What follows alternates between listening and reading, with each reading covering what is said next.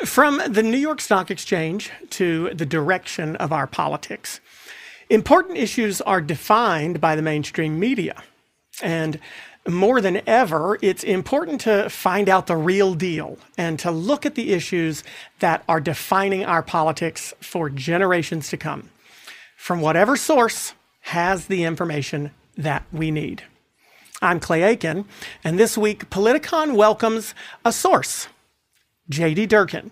He's the host of None of the Above with J.D. Durkin, a brand new show that's debuting next week on Monday at 8 p.m. Eastern on Cheddar. But tonight, J.D. and I are going to talk about whether journalism, as it is, serves the people at all. I'll ask him what younger generations are looking for from journalism and media. I'll ask him if politics is even appealing to millennials at all. How can the media keep viewers informed without sensationalizing things? What in the living hell is cryptocurrency? And how the heck are we going to get along? Recording. Thank you for your patience. You're all amazing. Don't thank you for yours.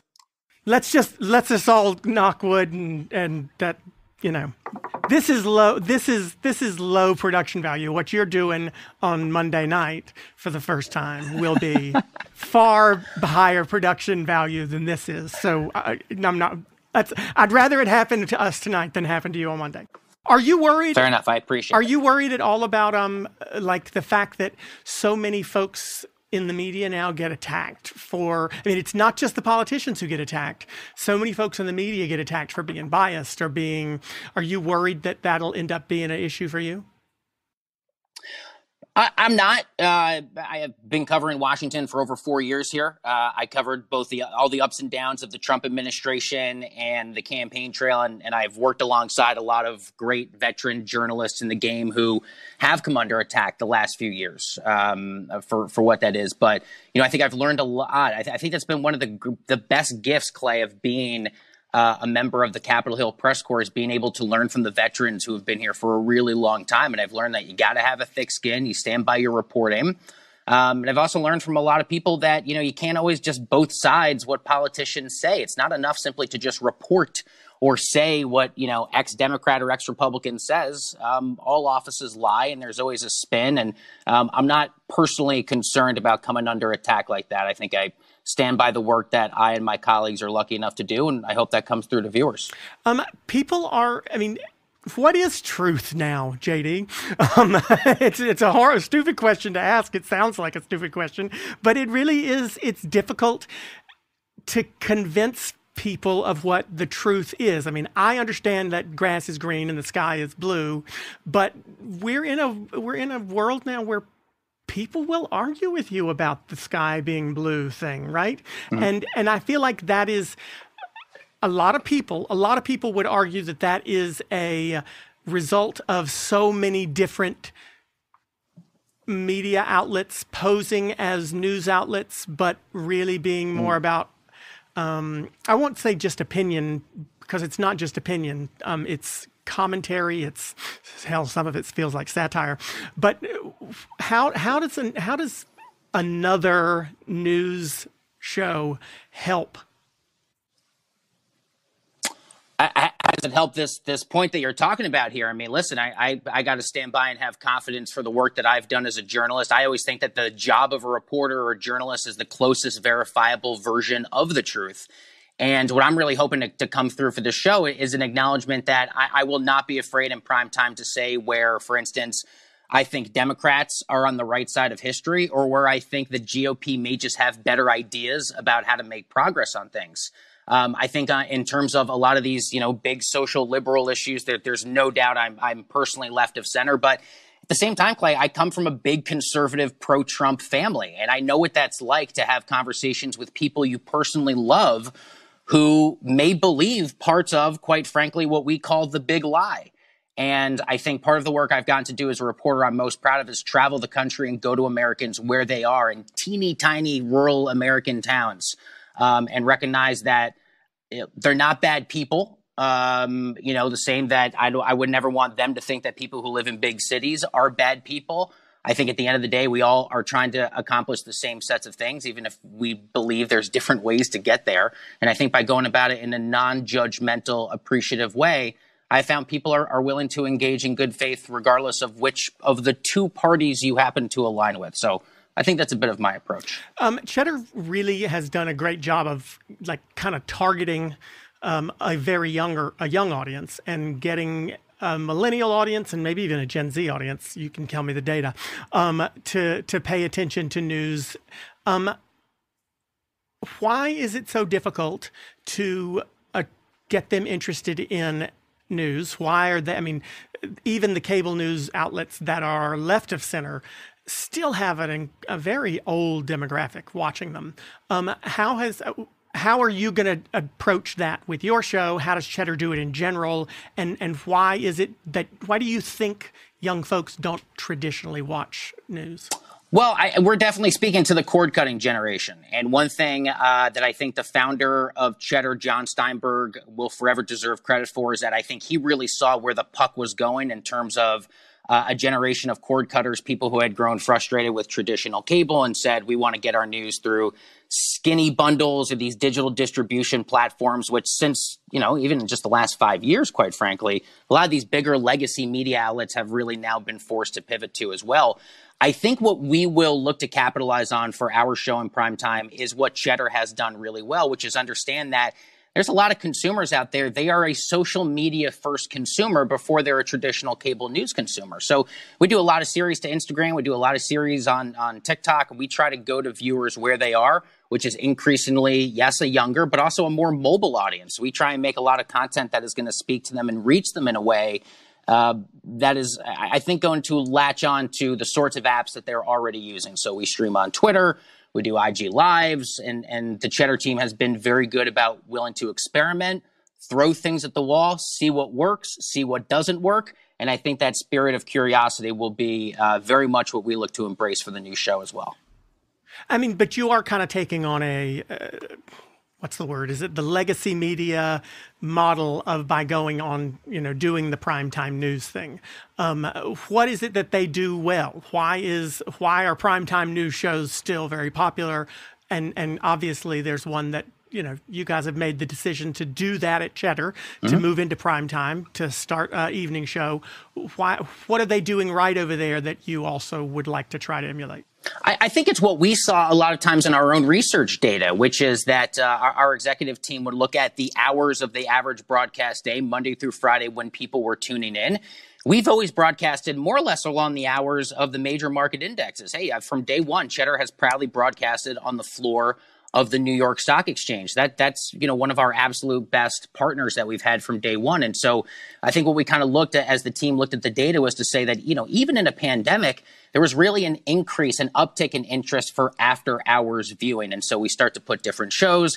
My documentary series that we did before the 2020 election, which was called The Pivot Counties, we start to put those into prime time. And we said, hey, people are really seeing it. And honestly, I would look at my own social media engagement and see that people would see a rerun of something airing at 7, 8, 9 o'clock, even if it's on Cheddar. And I say, wow, even though this aired at maybe 2 o'clock in the afternoon, they're seeing it at night. And I think that it was part of what informed the decision to say, let's roll the dice, let's try something new, and let's take the spirit of Cheddar content that we've always done dayside that has up until now only ended at 6 o'clock, and let's bring it to the 8 o'clock hour.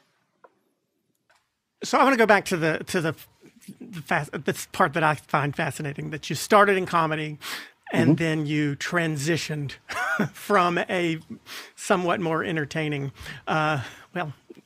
from what people would think would be a real fun career in comedy writing. Why politics? Why news? What was it about comedy that wasn't giving you what you needed or wanted to keep you satisfied, and that politics did give you? I'll be absolutely honest. I loved comedy. I really did. It was never a sense of I'm going to give up. I'm not going to be a comedy writer anymore. The type of comedy, Clay, that I ended up really gravitating towards was Daily Show, Colbert Report style comedy. It was late night desk comedy. It was the type of comedy that looked at the day's news and knew how to effectively skewer those who were in power. And I watched, I think a rising generation of a lot of people kind of get their news, for good or from bad, from that slot on Comedy Central for so many years. And that was sort of the lane of comedy that I was drawn to doing. And the pivot moment happened for me around 2014, 2015. I was, just like I'd always done, I was doing a lot of live theater shows. I used to do a one-man late night show on stage at the People's Improv Theater in New York. And what kind of happened by accident over the years of me just working on that as a comedic craft was I had just accidentally kind of amassed such a knowledge base of cable news and how it worked and the power players in Washington and the basic political storylines. And at the time, it was Dan Abrams, who led Mediaite, who gave me basically my first big break at this level and said, you're pretty good at just the politics stuff. Like, I think you could really be a journalist. There's a lot you need to learn, but you've got the chops for it. And he empowered me, and I've been lucky enough to have great mentors ever since. So I don't necessarily view it as such a big departure from what I used to. I view it as being a lot more closely aligned than I think some people might otherwise realize. Well, like I said, I've said to many people, politics is show business for ugly people. That's why I ran for Congress, because it's a better fit for me. I think you mentioned The Daily Show and the fact that you're right. I think in 2008 or 5 or 6 or whenever that Jon Stewart heyday, something like 50-60%. I'm making numbers up, so don't use these as a fact check. But a huge percentage of young people between the ages of 18 and 24 got their news from The Daily Show. You're absolutely right. I mean, there is in existence actual research that tells where are those people getting their news now? Where's that age group getting their news today? If the Daily Show is not pulling the same sort of numbers that it used to.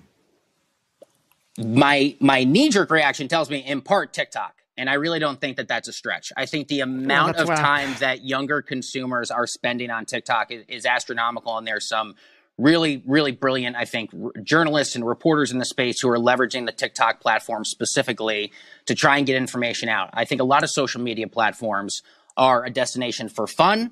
They're a destination for entertainment. But they're also a destination for education and helping create a more informed citizenry. It just doesn't look the way it did, certainly not generations ago when Walter Cronkite was on the scene, but even just a few short years ago. I mean, I would argue people, especially younger demographics, were probably not quite as closely glued to their cell phones, even as they were in the heyday of Jon Stewart at The Daily Show. So I think some of those have shifted, and I'm sure they spread out quite a bit. I know there's a lot more entrants in the space maybe than there were 10, 15 years ago. So, we get the sense that I think there's a lot of places where people are going. So that's what Cheddar and a lot of other places have tried to do. We try and compete in different verticals. But isn't it also it's an opportunity for entertainment. These places, social media, are, yes, for some education too, but isn't it also a breeding ground for misinformation also? I mean, you cannot clearly tell the story of the Israeli-Palestinian conflict in 240 characters on Twitter or in a 1 minute or 45-second TikTok video. So, I mean, how much, for all the good that it does, how much damage do you think has been done by people relying on short form social media for their daily dose of information and what's going on? One, it's worse than Wikipedia because there aren't even people censoring it like Wikipedia. But anybody can say anything they want to say at any time and get millions of people to believe what they want. And they also don't. They also, even if they are telling the truth, they cannot do it in a way that's necessarily thoughtful or deliberate, right? So how much has social media hurt us also? I think it's absolutely a double-edged sword. There's no doubt, especially for a company, and I know it tends to be the big boogeyman, but I think it's a good example of a company like Facebook that trades publicly as part of the shareholder economy, needs to bring in revenue, and therefore is driven by the advertising-focused bottom line. Of course, it's in the financial best interest, and they'll spin it as their fiduciary responsibility to shareholders to create as much content, to have advertising dollars come in. And so Facebook, I don't think is inherently incentivized, which owns Instagram. I think is a similar position to a lot of these other companies. These companies are not necessarily incentivized to do what we would consider the right thing, to self-police, to make sure those barriers are absolutely there. I think there is a component of personal responsibility on the viewer. One thing that we've said, I think a lot of people have said before, is, balance your sources of news, where you're getting your news, and kind of what that angle of conversation looks like. And my years of Washington have taught me that oftentimes the truth is somewhere in the middle, especially on the most divisive issues of the day where it's very loud, especially. And that has always been at least what I've tried to encourage viewers to do. But you're absolutely right, though. The social media, I think I view it as a double-edged sword. I think there's components of it where it has really helped not just connect people, but educate people. But that spread of information, I think even a platform like Twitch is having their own issues right now, where there's a lot of individuals who believe the big lie, are sort of proselytizing it and sharing the big lie, and a lot of money in doing so because there are people out there who just want to tune into it. The growing echo chambers is maybe my number one concern about the state of news media moving forward, because I don't see that particular structure being dismantled anytime soon. Is there a way to fix it at all? Or is the First Amendment also a double-edged sword in that way? Sure. I mean, is it? Yeah, I think for sure. I think the First Amendment has always been a little bit of a double-edged sword like that. I don't see the genie necessarily being put back in the bottle or the toothpaste being put back into the tube now that we've kind of exploited it and people have realized, oh, yes, I have 24 hours of consecutive news coverage that completely and unequivocally backs up the bias that I want to hear. That is absolutely going to result in a lot of problems. And I think part of that is the fact that you've got a massive percentage of the American people who are convinced beyond a reasonable doubt, just as convinced as I am that Joe Biden won the election fair or square. They are equally convinced that the election was stolen from Donald Trump. I don't know how that trend reverses. All I can try and do is use the platform that I have to bring about the best faith, have conversations with the right leaders on Capitol Hill that I view in my years of doing the job are striking the right balance, and hope that people will consider listening and learning. And I always tell people, because I hold this for myself, strong opinions weakly held. I like being challenged in politics. I like changing my viewpoint. I like looking back at an opinion or even something I wrote, maybe even something I tweeted a few years ago and saying, I wouldn't quite put it that way now. I've learned. I've evolved. I've been challenged on that. And it's my wish that more Are we people allowed do to do that, wish. though, JD? I think so. Are we allowed to evolve anymore? Aren't we held accountable for all the things that we put on social? I mean, I'm glad I'm old enough that I didn't have social media when I was younger. But, I mean, we don't let people make mistakes anymore. One mistake and you're canceled forever, right? The cancel conversation is rampant in Washington. It has been for a long time. It will be for a long time, absolutely. Will it? You think it's not? You don't think it's a phase? You think it's going to continue? I do think it'll continue. I think there have been a few instances where maybe there's been this broader sort of, okay, have we kind of jumped the shark a little bit on? Have we gone too far? Do we kind of need to ease the sense? Should someone be really held accountable for what he or she tweeted as a teenager that prevents that person from getting a very well-deserved, very good faith opportunity in his or her 30s? That might be going too far. It's all relative and depends on the context specifically. But I think that's the sort of thing I'm sensing people start to pull back from. But I don't necessarily see that ending anytime too clearly in the near future. That just depresses the hell out of me. I mean, seriously, I just want at some point for some company to say, you know what, screw it. We're not going to fire this person because they farted in a church 15 years ago. We're not going to do it. And you can all kiss our asses. And somebody's going to have to be. Nobody's strong enough to stand up or brave enough to stand up to the Twitter sphere anymore. I was just reading a headline earlier today about people being afraid to incur the wrath of the blue check marks in political Twitter, or at least in the Twitter sphere for sure. And there's absolute power to that. And, I think a friend of mine one time found himself on the receiving end of criticism. He said, you log into Twitter every day, and it's always someone's always having that day. And you never want to be that person until you are that person, where something you said or something you tweeted or something that's been unearthed now puts the bullseye on your back. So I do think in this democratized platform where more people have voices, more people will be louder in their criticism. Sometimes I feel like we all should just shut the hell I like up. that. I'm with you. That's great. Myself included, to be completely honest. But you know, they keep putting this microphone in front of my mouth. So you've got it's a news program, but it's still entertainment. I mean, you've got to get people to watch, right? And how do you do that and stay? I refuse to use the phrase fair and balanced. So what was I going to say? How do you do that and stay sort of even keeled? Because for the past year, we've all sort of been, I think at times, scared into watching the news. Watch the news because if you don't watch what's coming up, we're about to tell you after this commercial break or in an hour, we're going to talk to you about how this new variant might make your limbs fall off.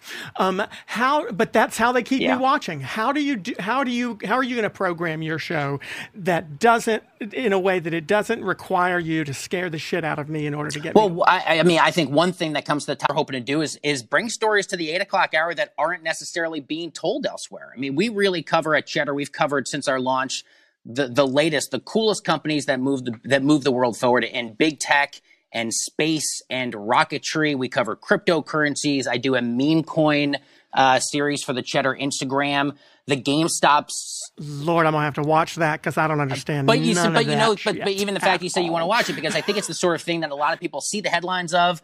They pass it and they're kind of like, I've got so many questions. I kind of know how that works, but I actually maybe don't. And Cheddar has done an amazing job. We have so many incredible producers over the years that do a lot of just basic explainer content. And we want people to learn more. So, especially like what's happening this week with the AMC stop during all of our rehearsal, or the stock rather.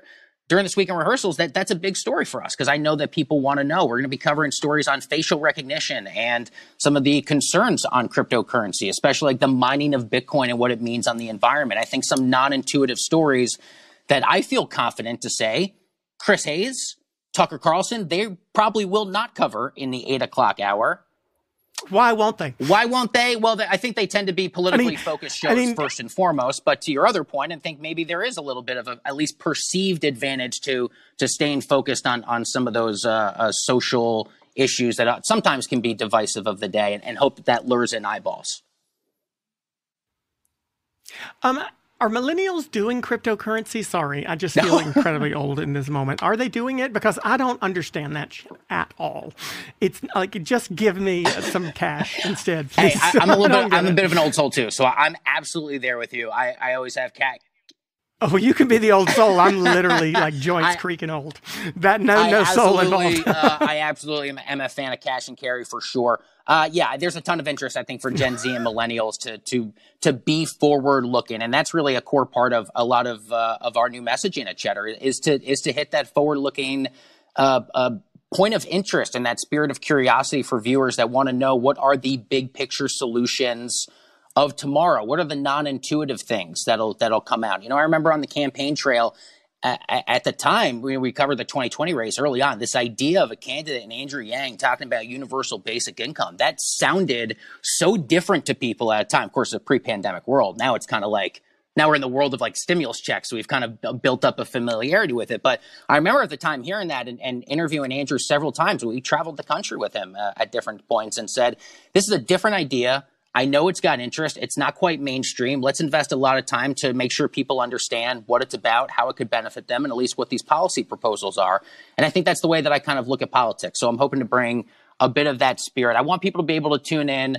I think they'll laugh. I think they'll learn a lot. And I think they'll say, that's a super cool story. I have not seen that anywhere else. And I want to keep watching this show because I want to learn other equally very cool stories that I may not have heard elsewhere or seen elsewhere on the internet. That would be a great goal to achieve. Are there any politicians who appeal to a younger demographic besides the obvious, the AOCs and the Ilhan Omars and the Cori Bushes?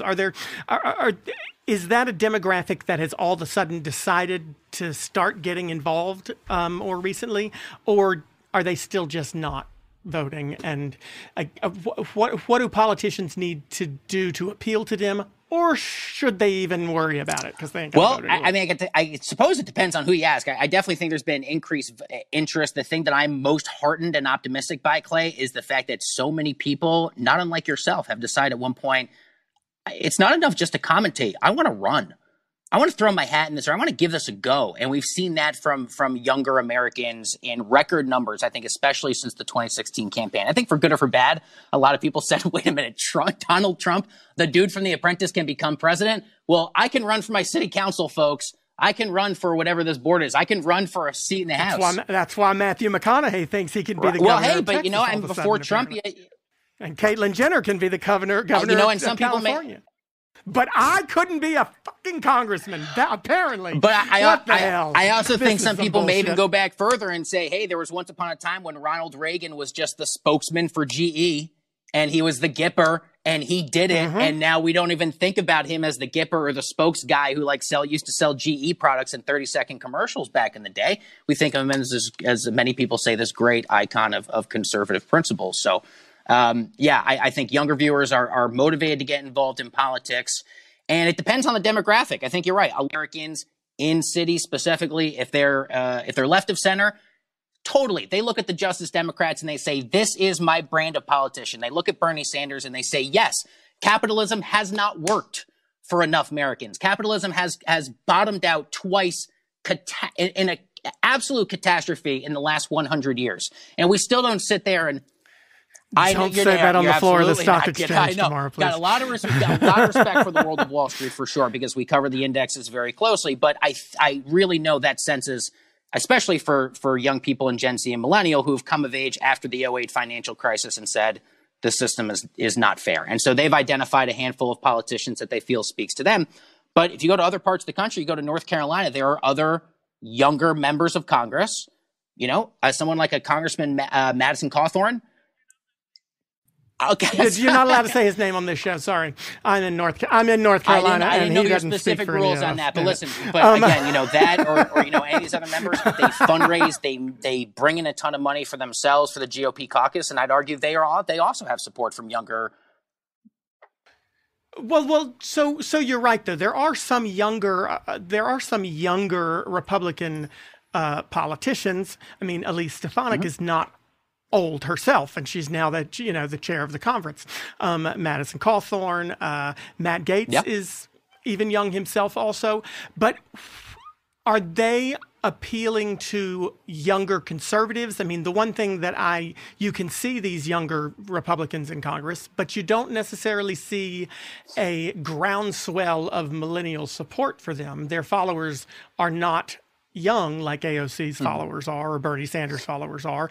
Are there people in the Republican Party who are successfully speaking to younger voters? I think so. And I think maybe if they're not even members of Congress, you got a lot of these kind of outside conservative influencers. I'd probably argue off the top of my head, conservatives may have some of these sorts of figures, the people who do know how to leverage those primetime slots in Fox. I'm thinking of, people like a Candace Owens, a Charlie Kirk, they're themselves not politicians, but they can raise enthusiasm. They can help raise money. They do appearances with these lawmakers. And I haven't attended any of those events in a long time, but, if a Turning Points USA does an event down in Florida, they're going to sell out a capacity crowd. People will pay money. They'll meet the Matt Gaetzes. They'll meet the Mo Brookses of the world. That turns into fundraising dollars, more PR prowess for them on that side of the political aisle. So I definitely say they have their version of a pro-justice Democrat response. I always saw the Justice Democrats as sort of the Democratic version of the House Freedom Caucus, but I think the Justice Democrats have a lot more of this sort of social pizzazz factor that does seem to have a different sort of kind of clickiness or appeal, and I think understandably so, than what we've seen from at least a lot of Republican efforts, at least until the last couple of years. Well, we get a lot of our questions for our guests from social media. And so when a guest is so tapped in to that younger generation, we get a lot of good questions. So there you go. That's why we have quite a few for you tonight, JD. So I want to get to them. Jack from Los Angeles. Oh, you can send your questions in for our guests. You can do that at Politicon on Twitter or on Instagram at Politicon, or you can email them to podcasts@politicon.com. Jack from Los Angeles wants to know, when I watch the news, it's all climate emergencies, COVID, and racism. Is there room for positivity in politics? Is there room for positivity in politics? Yeah, there absolutely is. I just know that oftentimes those sort of emergency stories are the sorts of things that unfortunately drive clicks, they drive retweets, and I think sometimes that has translated to viewership. I think there's a lot of reasons to be pessimistic about the state of politics and the state of misinformation and what divides us, but I think there is, at times, I think people sort of more or less want the same thing, right? We want basic security. Most Americans, I think the vast overwhelming majority would tell you, what's your biggest concern? Well, I'd like to see my family, I'd like to see my kids have it a little bit better than I had it. And I hear that from people all over the country. And it doesn't matter if you're an AOC or a Donald Trump supporter. You're like, I want things, I want that burden to be taken off. I wish things were a little bit easier. The system doesn't quite feel to be working for me. And I feel optimistic to think that some of those most important core values are shared by Americans and do not divide us. So I think it becomes easy to look at the things that divide us, but I do believe there's to be optimistic. Okay, Sierra from Nashville got a 1600 on her SAT, I think, because I don't even understand some of these words. But sorry, Sierra, but I'm going to ask your question to JD anyway. With Reddit's, okay, bear with me here. With Reddit's Wall Street bets and crypto helping us remember the American dream, should the younger among us trust more of our future to institutions or iconoclasm? Wow, that is an awesome question. Thank you for that one from Nashville. I hesitate to give like one blanket answer to either pro or anti-institution, but I am fully aware that institutions just continue to fail Americans, especially our most vulnerable. There's absolutely no doubt. I think the systemic racism, the issues that have continued to impact our communities of color are a result of not accidents in what have happened in our institutions and our federal government. This is oftentimes by intentional, nefarious design that go back, well over 100 years. And so I totally understand that people have skepticism of the big banks, of Wall Street, of the federal government, of whatever it is. I would caution on the iconoclasm part, or at least the spirit of like the retail investor for the purpose of the question that was asked. There are pitfalls and people need to be very, very careful. It's really well advised not to throw your money into a meme stock. Do not take out your savings and throw it in, because if you go to Wall Street Bets, you will see Robinhood screen grab after Robinhood screen grab of what seems like, get rich quick stories. And I'm sort of reminded of like old Honeymooners episodes where Ralph Cramden always had like a get rich quick scheme. And I think if Jackie Gleason were alive today, he would do an episode where he's like, I got it, honey. I got the big plan. We're going literally to the moon. He used to say to the moon. He's like, we're going to the moon. I got this meme stock. It's a can't miss. Like, we're guaranteed to win. That to me is kind of the spirit of what's happening with the meme coin and crypto space today. So I say be understandably critical of the institutions, but be careful who else you trust. JD Durkin, you were not kidding about being an old soul. How you figured out a way to talk about both cryptocurrency and the Honeymooners and Jackie Gleason in the same paragraph. That's pretty damn impressive. To the moon. Thank you. Tanner from Chicago. How can the people effectively compete with corporations and modern persuasion techniques to beat lobbyists and business interests?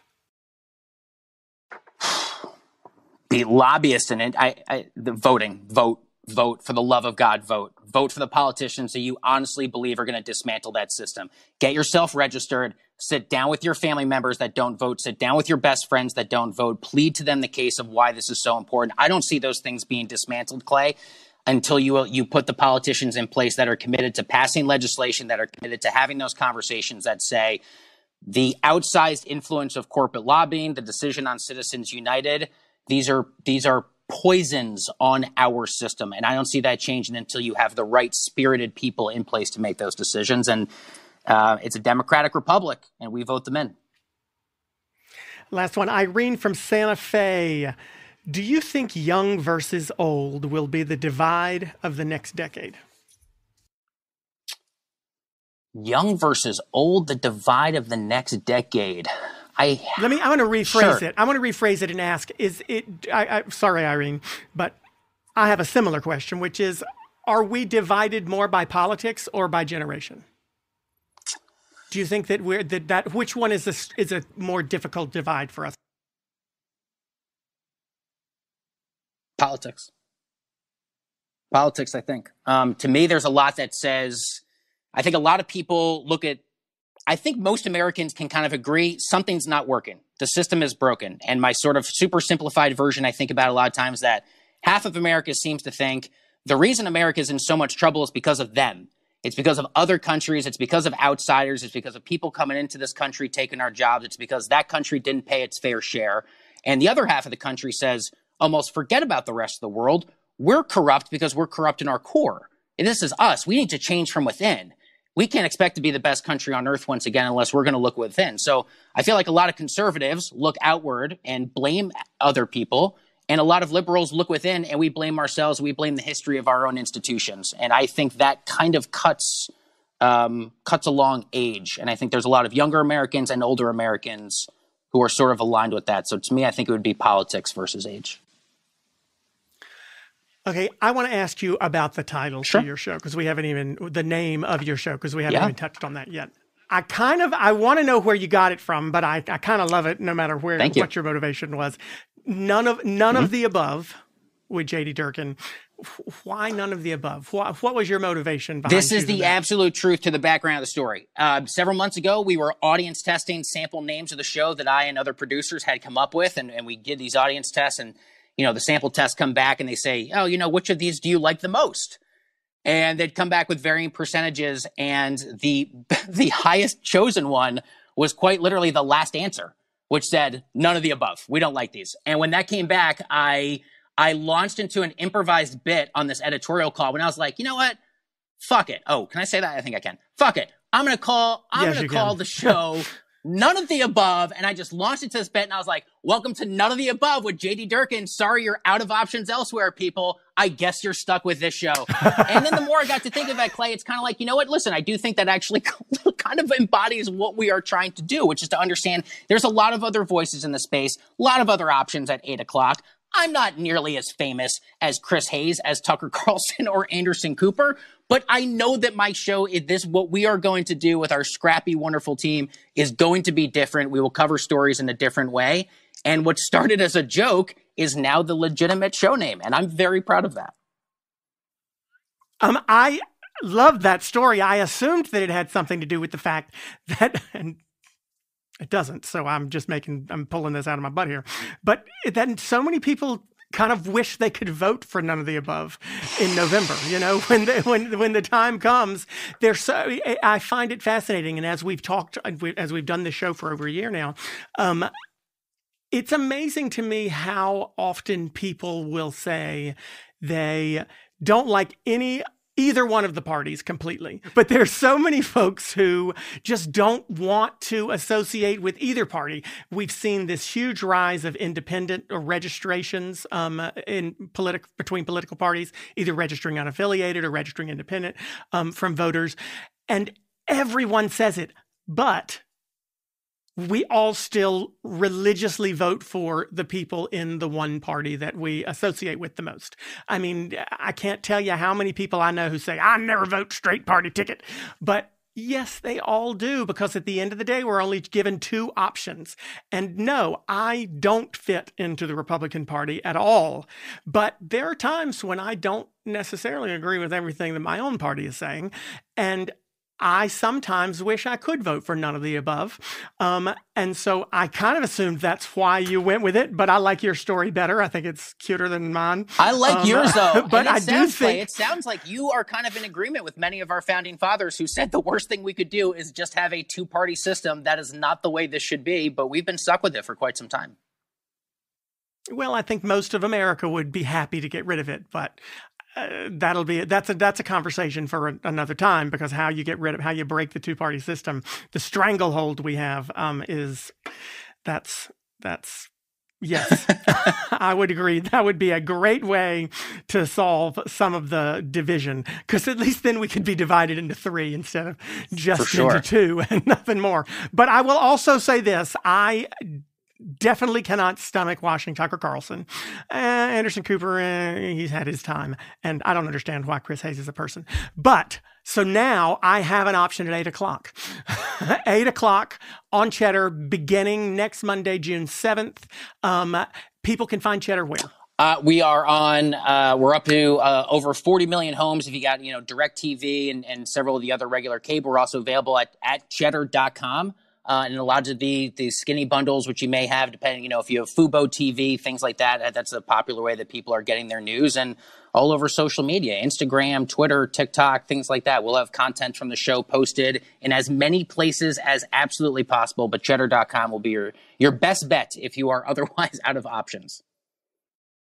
Well, I have YouTube TV. Absolutely, I'm pretty sure we're there. You're on YouTube TV. Are you on Pluto as well? So most folks have access to Pluto for free on their smart TV somehow. So you should definitely be able to find it. Next Monday at 8 every night, first primetime show on Cheddar. None of the above with J.D. Durkin. So let's assume that we're not going to be able to break the stranglehold of the two-party system right yet. And we probably can't get rid of lobbyists and corporate greed yet. And we're not going to be able to stop people from believing the air quotes news that they want to believe. So, JD, how the heck are we going to get along? When all else fails, I think every national news headline can be viewed a little bit better if we just incorporate empathy. If we just remember that there's someone holding the short end, the short straw, someone's left out, someone's really being hurt. And if we could all just stop for a second and not make this about, who's winning, who's fighting, who gets to just remember who is most vulnerable among us. And if we really just shed the partisan labels, we shed the aggressive politics talk, and we're willing to just remember we're all human beings. We share this pale blue dot, as Carl Sagan called it. This is the only home we've ever known. This is all we have. All we can do is take care of one another and try and be good to one another and be fucking kind to one another with what little bit of time we have. That is my hope for how we all can get along, whether you are someone with an R next to your name, a D next to your name, or none of the above.